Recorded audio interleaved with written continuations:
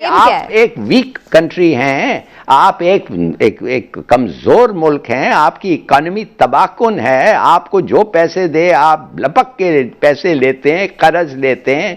Saudi Arabia का दिमाग में और यूएई के दिमाग में उनका बैठा हुआ है कि आपको वो खरीद सकते हैं, कुछ भी कहो आप हाँ कहते हैं।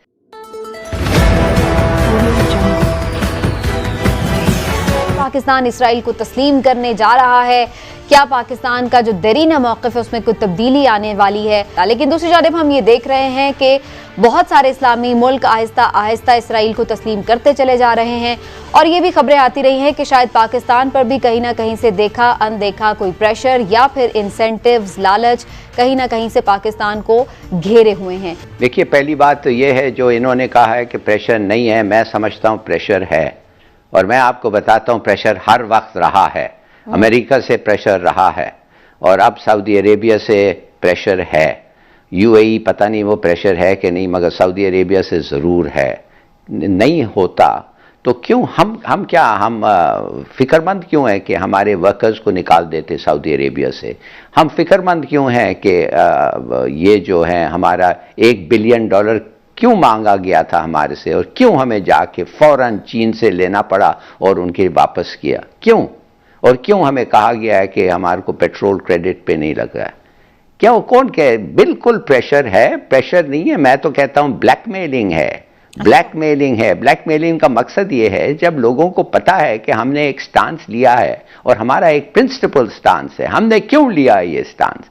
हमने इसलिए ये स्टांस लिया कि हमने पूरी दुनिया ने स्टांस लिए। इसमें 2 स्टेट सोल्यूशन है, एक पैलेस्टीनियन स्टेट होगा और एक इजरायली स्टेट होगा। और वो पैलेस्टीनियन स्टेट वो नहीं होगा कि हर जगह इजरायली सेटलमेंट्स हो, मॉथ ईटन पैलेस्टाइन नहीं होगा। वो पैलेस्टाइन होगा जो फलस्तीनी खुद PLA उसको मानता है, वो होगा स्टेट जो हमने कहा है कि अगर वो फैसला हो तो फिर हम इजराइल को मानेंगे। दूसरी बात यह है कि आप मुझे बताएं, अगर आप अपना वादा से हट गए तो आप इंडिया को क्यों कहते हैं कि तो वो अपना वादा पूरा करें? आप हट गए और इंडिया की कह रहे हैं आप पूरा करें कश्मीर पे। वो कहेगा भूल जाओ, तुमने तो कर लिया है, अब फिनिश, फॉरगेट इट।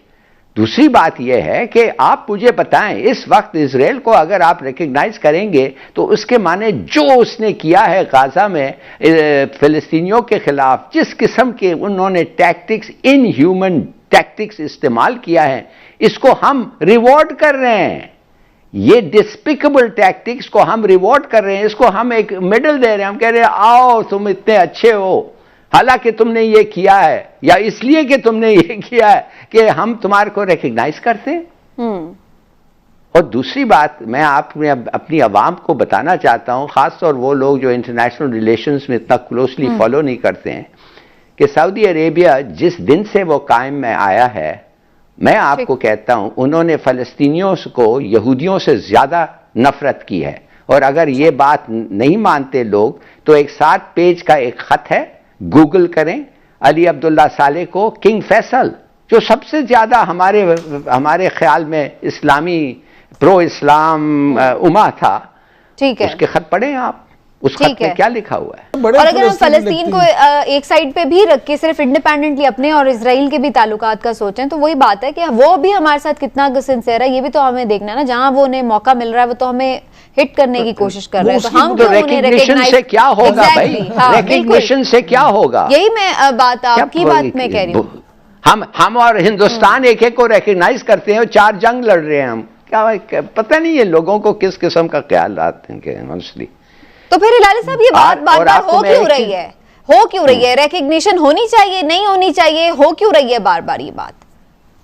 इसलिए कि आप एक वीक कंट्री हैं, आप एक कमजोर मुल्क हैं, आपकी इकोनॉमी तबाहकुन है, आपको जो पैसे दे आप लपक के पैसे लेते हैं, कर्ज लेते हैं। सऊदी अरेबिया का दिमाग में और यूएई के दिमाग में उनका बैठा हुआ है कि आपको वो खरीद सकते हैं, कुछ भी कहो आप हाँ कहते हैं। आपके जो सरबराह हैं जो उधर जाते हैं, और आप देखना चाहिए उनको किस तरीके से कहते हैं मुझे एक प्लॉट चाहिए, मैं आपके मुल्क में सेटल डाउन होना चाहते हैं। आप कभी सोच सकते हैं कि उनका क्या एटीट्यूड है? गुर्बत हर जगह हमारे लिए मसला बन जाती है। थर्ड रेट प्राइम मिनिस्टर और प्रेसिडेंट। लेकिन इमरान साहब, लोग तो अब ये भी बातें करना शुरू हो गए हैं कि इसराइल को अगर हम नहीं भी तस्लीम कर रहे, बाकी सारी दुनिया तस्लीम कर लेगी तो उसे कौन सा फर्क पड़ेगा। लेकिन अगर हम इमोशनल और एक जो हमारा नजरियाती पॉइंट ऑफ व्यू है उसको एक तरफ रखकर प्रैक्टिकली सोचें तो उल्टा हमें उसको तस्लीम करने से शायद कुछ बेहतर मफादात जरूर हासिल हो सकते हैं। आप समझते हैं कि इस तरह फैसले करने ज्यादा लॉजिकल तरीके से सोच के फैसले करने अभी तक तो जो भी सामने आए ना मामला, तो सबसे जो केस लड़ा गया फ़लस्तीन का, उसमें सबसे ज़्यादा अच्छा केस सऊदीया की तरफ से लड़ा गया, उन्होंने लीड किया और शाह अब्दुल्ला ने जो प्लान भी था वो उन्होंने पेश किया था। इसलिए सऊदी अरब को बिल्कुल मैं तो नहीं समझता कि ऑल आउट कर दिया जाए। दूसरी बात आ जाती है अब इस मामले की तरफ, मैं समझता हूँ कि इस पहलू पे डिस्कस करना सबसे अच्छी बात इस पूरे मामले में ये है कि एक तो ये हेल्दी डिस्कशन है जो ज़रूर होनी चाहिए और ये एक अच्छी बात है। दूसरी ये कि जिस तरह से हमारी हुकूमत ने, इमरान खान साहब ने, वज़ीर आज़म इमरान खान ने जिस तरह से कैटेगोरिकली इस पे अपना मौक़िफ़ दिया है, अल्लाह करे वो तमाम मामलात में इसी तरह से कर दें। बड़ी अच्छी बात है कि खुल के उन्होंने इज़हार किया कि पाकिस्तान ऐसा नहीं करने जा रहा। अब इस पे वो यू टर्न ना ले लें कल को, ये अलग बात है क्योंकि वो, लेकिन ये अच्छी बात है कि उन्होंने इस पे अपना वाज़ेह मौक़िफ़ दे दिया। लेकिन सबीना, हमें ये भी समझना होगा कि ये सारा मामला है क्या। ये मामला इतना आसान नहीं है। अब ये ट्रंप इंतज़ामिया ये चाहती है कि 20 जनवरी से पहले पहले ईरान कोई ऐसी गलती करे कि इस तरह का रिएक्शन दे कि जिससे उनके लिए ये आसानी पैदा हो जाए कि ईरान का जो जौहरी प्रोग्राम है उस पे वो उसको टारगेट कर सके। तो इसमें पाकिस्तान अगर इसराइल को तस्लीम कर लेगा तो उन्हें फायदा होगा इस चीज का? नहीं, पाकिस्तान सिर्फ इसराइल को तस्लीम करने से ये फ़ायदा नहीं होगा। पाकिस्तान असल में ऐसी पोजीशन में है कि पाकिस्तान लीड करता है इस्लाम को, वो वाहिद दुनिया की एटमी ताकत भी है, मुस्लिम एटमी ताकत।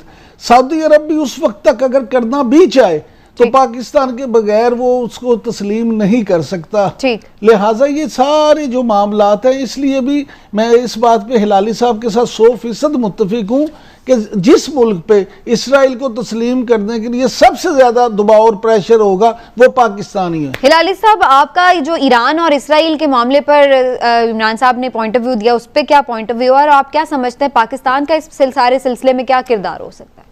देखिए, पहली चीज़ मैं आपको बता दूं कि 1990 में मई में इजराइल ने हमारे न्यूक्लियर रिएक्टर्स पे हमला करने वाला था।